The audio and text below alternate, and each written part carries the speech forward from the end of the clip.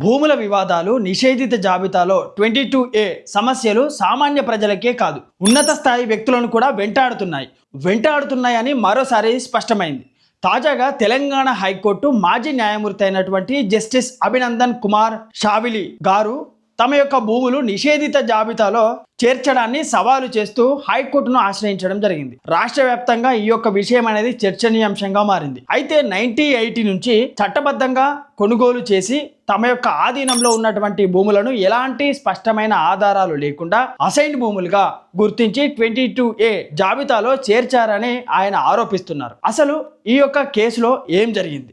Justice Shavili గారు కోర్టులో ఎలాంటి వాదనలు వినిపించారు? ఈ కేసు సాధారణ భూ యజమానులకు ఎలాంటి సందేశాన్ని ఇస్తుంది అనే అంశాన్ని గురించి ఈ video represented by La Lens TV. అయితే విషయం ఏమిటంటే, కోర్టుకెక్కిన న్యాయమూర్తి నిషేధిత జాబితాలపై హైకోర్టులో పిటిషన్. అయితే పదవి విరమణ చేసినటువంటి తెలంగాణ హైకోర్టు మాజీ న్యాయమూర్తి అయినటువంటి జస్టిస్ అభినందన్ కుమార్ షావిలి తనతో పాటు తన సోదరుడికి చెందినటువంటి భూములను నిషేధిత జాబితాలో సెక్షన్ 22A చేర్చడాన్ని సవాలు చేస్తూ హైకోర్టును ఆశ్రయించడం జరిగింది. సాధారణ ప్రజలపై తీర్పులు ఇచ్చినటువంటి ఒక న్యాయమూర్తి ఇప్పుడు తన భూమిపై హక్కుల కోసం అదే న్యాయస్థానాన్ని ఆశ్రయించడం విశేషంగా మారింది. అయితే పిటిషనర్ ప్రకారం రంగారెడ్డి జిల్లా శంషాబాద్ మండలం గుబ్బడి గ్రామంలో ఉన్నటువంటి సర్వే నెంబర్ 103/450 AA లో ఉన్నటువంటి 3.26 ఎకరాల భూమి జస్టిస్ షావిలి పేరుతో ఉండగా, సర్వే నెంబర్ 103/45 లో 1.4 ఎకర్స్ భూమి ఆయన సోదరుడు అశోక్ కుమార్ షావిలి పేరుపై ఉంది. ఈ భూమిని జిల్లా కలెక్టర్ ఉత్తర్వుల ద్వారా 2025 సంవత్సరంలో నిషేధిత జాబితాలో చేర్చినట్లు చెప్పారు. అయితే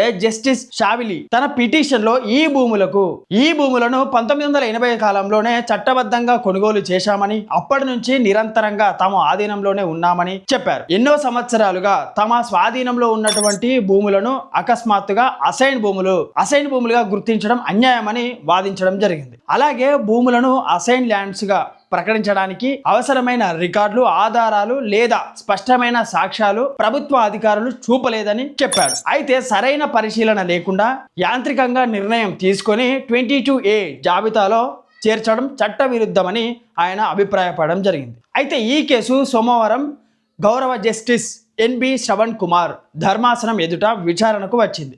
అయితే ఈ వివాదం స్టాంపులు మరియు రిజిస్ట్రేషన్ శాఖకు సంబంధించినటువంటి అంశం కావడంతో సంబంధిత రోస్టర్ కలిగినటువంటి ధర్మాసనం ఎదుట విచారణ జరగాలని కోర్టు సూచించింది. అయితే ఈ కేసు ఎంతవరకు వెళ్తుందనేది మనం వేచి చూడాలి. చివరి జడ్జిమెంట్ ఎలా వస్తుంది, ఎంతవరకు వెళ్తుందనే విషయం మనం ఇంకా రానున్న రోజులలో స్పష్టంగా తెలుసుకోవాల్సినటువంటి. అయితే ఈ కేసు కేవలం ఒక వ్యక్తి భూమి వివాదం మాత్రమే కాదు. నిషేధిత జాబితాలో ఉన్నటువంటి భూములను చేర్చేటప్పుడు ప్రభుత్వం సరైన ఆధారాలు, రికార్డులు, వాటితో పాటు చట్టబద్ధమైనటువంటి ప్రక్రియలు పాటించారా లేదా అనే కీలకమైనటువంటి ప్రశ్నను లేవనెత్తుతుంది. హైకోర్టు ఇచ్చేటువంటి తీర్పులు భవిష్యత్తులో ఇలాంటి అనేక భూ వివాదాలపై ప్రభావం చూపే అవకాశం ఉంది. మొత్తానికి వీడియో చివరిలో మనం తెలుసుకోవాల్సినటువంటి విషయం ఏంటంటే, జస్టిస్ అభినందన్ కుమార్ షావిలి గారి పిటిషన్ మరోసారి కీలకమైనటువంటి ప్రశ్నను ముందుకు తీసుకొచ్చింది. భూములను నిషేధిత జాబితాలో చేర్చే ముందు అధికారులు సరైన రికార్డుల ఆధారాలు, వాటితో పాటు చట్టబద్ధమైనటువంటి విధానాన్ని తప్పనిసరిగా పాటించాలని ఈ కేసుపై దృష్టి సాధించడం జరిగింది. అయితే హైకోర్టు ఈ వ్యవహారంలో ఎలాంటి తీర్పు ఇస్తుంది వేచి చూడాల్సి ఉన్నప్పటికీ కూడా ఈ నిర్ణయం భవిష్యత్తులో 22A అసైన్ ల్యాండ్స్, దాంతోపాటు భూ హక్కులకు సంబంధించినటువంటి అనేక కేసులపై ప్రభావం చూపే అవకాశం అనేది ఉంటుంది. ఈ కేసు సంబంధిత తాజా పరిణామాలు కూడా మనం తెలుసుకోవాల్సినటువంటి అవకాశం ఎంతగా ఉంది. అయితే ఎక్కువగా 22A నిషేధిత జాబితాలో చేర్చేటువంటి భూములు ఏమైతే ఉన్నాయంటే అవి వక్ఫ్ సంబంధించినటువంటి ప్రాపర్టీ కానీ, లేదంటే కోర్టు కేసులు ఉన్నటువంటి ప్రాపర్టీని కానీ, లేదా ఎండోమెంట్ అంటే దేవాదాయ శాఖకు సంబంధించినటువంటి ప్రాపర్టీ కానీ, ఇతర భూములు అంటే ప్రభుత్వ భూములు కలిగినటువంటి భూములకు సంబంధించినటువంటి విషయాలు ఏమైతే ఉన్నాయో వాటికి సంబంధించినటువంటి భూముల విషయంలో 22A జాబితాలో చేర్చడం జరుగుతుంది. ప్రైవేటు భూములను 22A నిషేధిత జాబితా అంటే ప్రొహిబిటెడ్ లిస్ట్ లో చేర్చడానికి వీలు లేదు.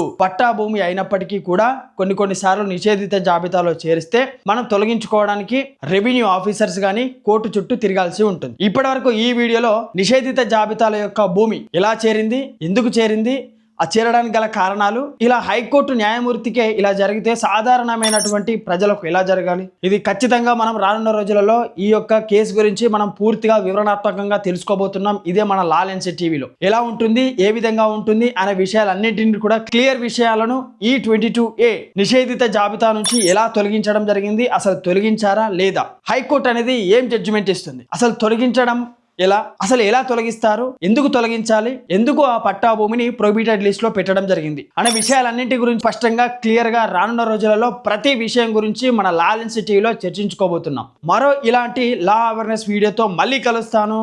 నేను మీ కొంగటి రాజు ఫ్రమ్ లా లెన్స్ టీవీ నుండి. Thank you.